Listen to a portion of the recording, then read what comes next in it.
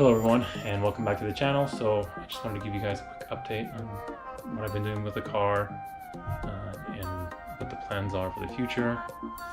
So I moved the car into the garage for one main big reason.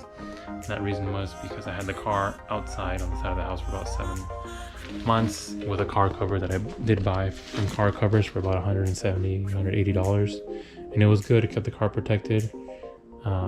But the reason with that, I did have to move the car into the garage just because the dog started jumping on top of it. I beat him a couple times and he stopped doing it, but I think he might have been the catalyst for the damage that has occurred. It's already starting to crack up here, and the body shop, if I didn't mention, like a while back ago, had a lot of problems when they were putting in the filler in the Bondo. It kept on cracking, so different material for sure, but that happens. So I can either one, weld in a new slick top, go to the junkyard, get a donor roof along with the skeleton portion that mounts that, which is going to cost like anywhere from $1,500 to $2,000, and they have to blend here, and I'll have to remove these and remove a lot of components and remove this, just how I have to remove this portion here, the lift pack portion. I'll be able to reuse the windshield, but like I said, that's a lot of work. Or I can and plus, if you can see here, there's spider cracks already here from the self-tapping screw that they use. So I'm not happy with the way the roof came out, and I wish I would have done this a long time ago when I was at the body shop. But I didn't have the extra money to fork up to do all that extra labor. Or I can, like I said, order a carbon fiber roof, actual wet carbon fiber from the UK, which is about 800 pounds before shipping. I need to see how much it is for shipping here and have that installed. I don't know the details of the installation of that. I've seen others for other chassis and how they do it, but they're basically doing it the way the 7th gen Celica is from factory if you were to replace the roof on it. So I need to figure that out. It's cool that they also make a carbon fiber, what's this called? A bonnet that's actual carbon fiber, and it's 11 pounds lighter than this. So it's a pretty light component. Like I said, it fits a lot better. So anyway, some of the things that I wanted to show you guys, those footage did get deleted because of OneDrive, Microsoft OneDrive. I didn't know the way it worked, and I ended up deleting stuff on the OneDrive to make room for on my email. So, but the first thing I did want to touch on is the power steering setup. I was originally going to do a electric power steering conversion from the MRS, Toyota MRS 3rd gen.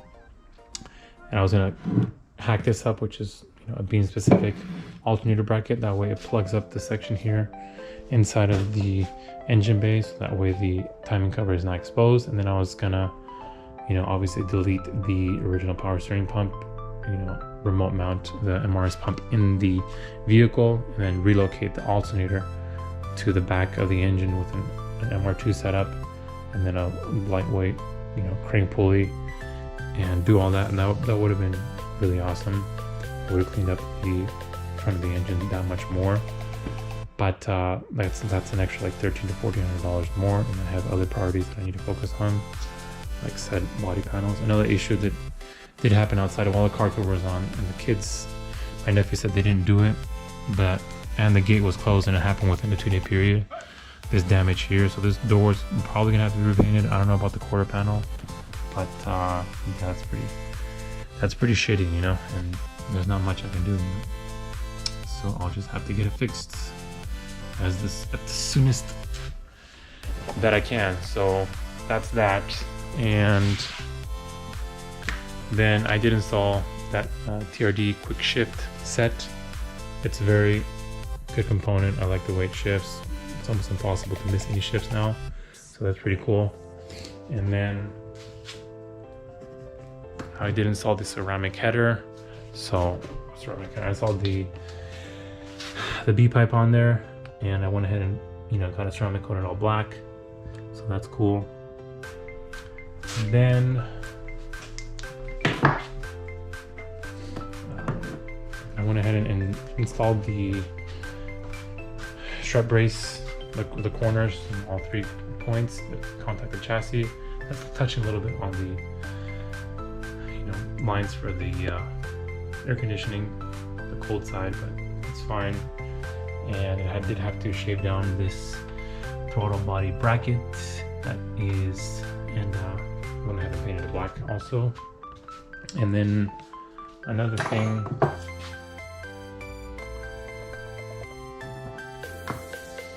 is the radiator points, or the top mounts. They're offset, as you can see there. There's only two companies that make a properly fitted radiator. That's Mishimoto and this other company from the UK. Basically, what I can do is I can either re-weld the mounting points on the bottom that sit on top of the rubber mounts,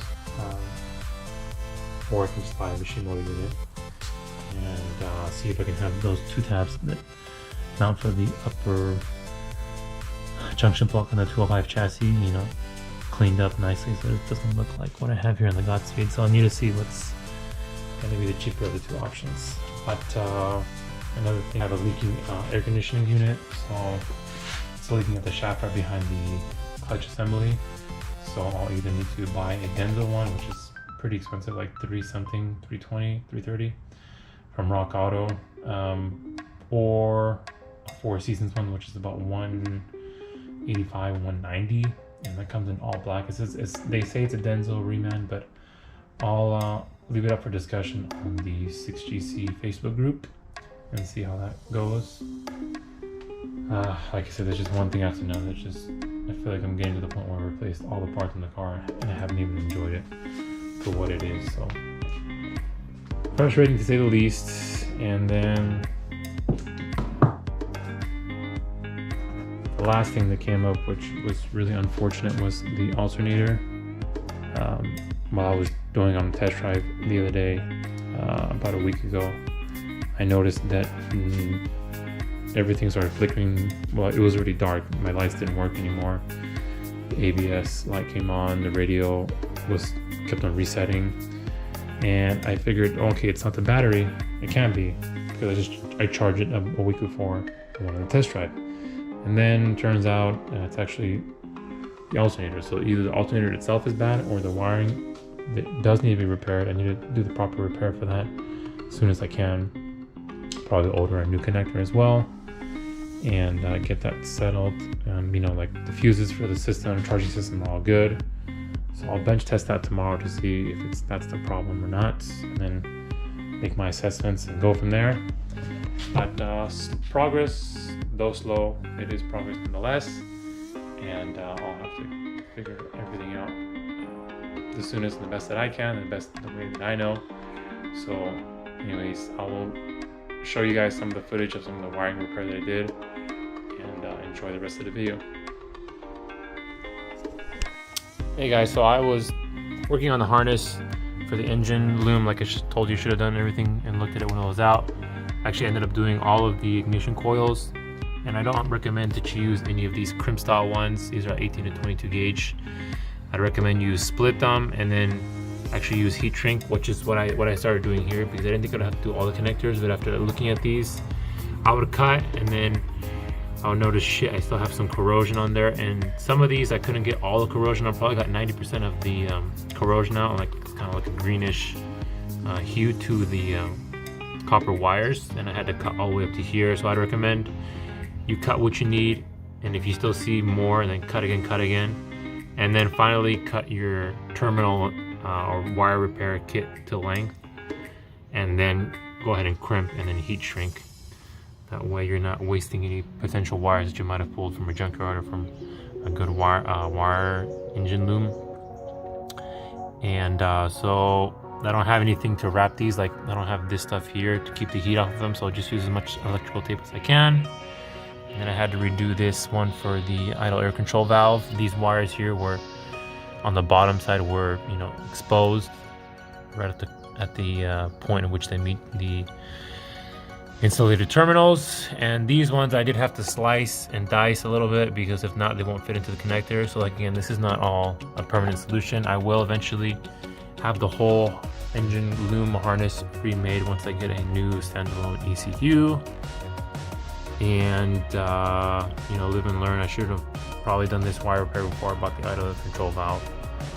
And though none of these wires were loose, there was a lot of corrosion, so I could have been that cause for some of the resistance and communication to the ECU for these components, inputs, I should say, to the ECU. So we'll see. I'll get everything back together and show you what I use to reattach this plastic wire loom back to those mounting points on the cylinder head. Everything that I did is all together now. I use these insulated cable clamps, 1/2 inch, 13 millimeters. Here I shaved down some of the plastic, which was like kind of jagged, and so we have a nice good clamp there. Fairly satisfied with the wiring repair that I did. Just grabbed these wiring looms from work and I opened them up, and there was like some spongy looking thingies that you open up and then you can wrap and then do some tape there. Some of them come out so pretty, but that'll keep the heat off of the wires for the time being. I wasn't able to fix this exposed one wire on the water temp for the coolant, and I'll have to cut probably one from a loom at work and then do it up because I couldn't undo the pin on the connector.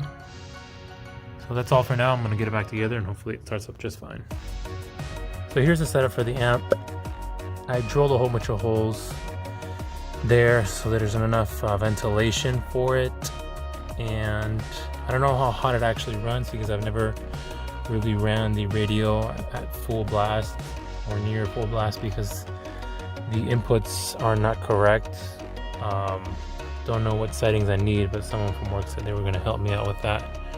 And then on the rear, the ashtray for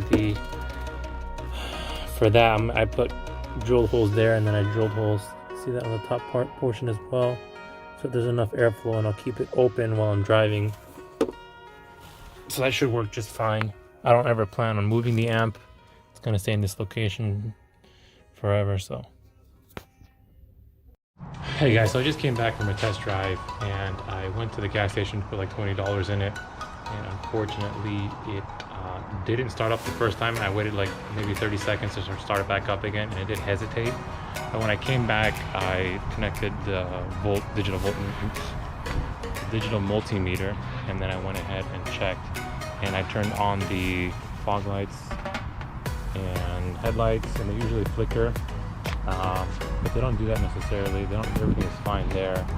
The battery's still in good condition. That's what my multimeter said. It's not the full test that you could look at. And then when I turned on the AC, I went ahead and turned on the rear defrost and the headlights and fog lights, and at 2500 RPMs I'm getting